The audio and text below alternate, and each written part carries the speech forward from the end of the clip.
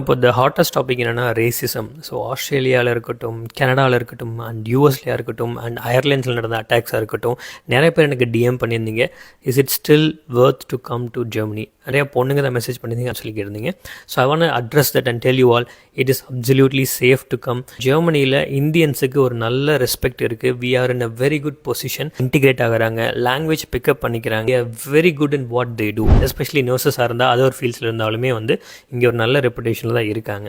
And இங்கே கடந்த 2 கவர்மெண்ட்டாக இருக்கட்டும், இல்லை இந்த கவர்மெண்ட்டாக இருக்கட்டும், இனிமேல் வரப்போகிற கவர்மெண்ட்டாக இருக்கட்டும், அவங்க எல்லாருமே ப்ரோ இமிக்ரெண்ட்டாக தான் இருந்திருக்காங்க. Except AfD, alternative for டாய்ச்லாண்ட்.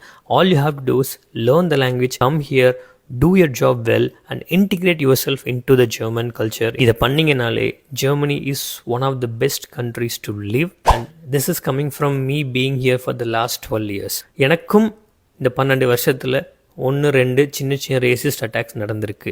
But அது ஜெர்மனியில் மட்டும்தான் நடக்குது இல்லை, தமிழ்நாட்டிலேயே எனக்கு நடந்திருக்கு, கோயம்புத்தூர்லேயுமே எனக்கு நடந்திருக்கு. ஃபெனாட்டிக்ஸ் எல்லா ஊர்லேயும் தான் இருப்பாங்க. பட் ஓவராலாக பார்க்கும்போது Germany is still a very very safe place to live and work. So you can always safely choose Germany.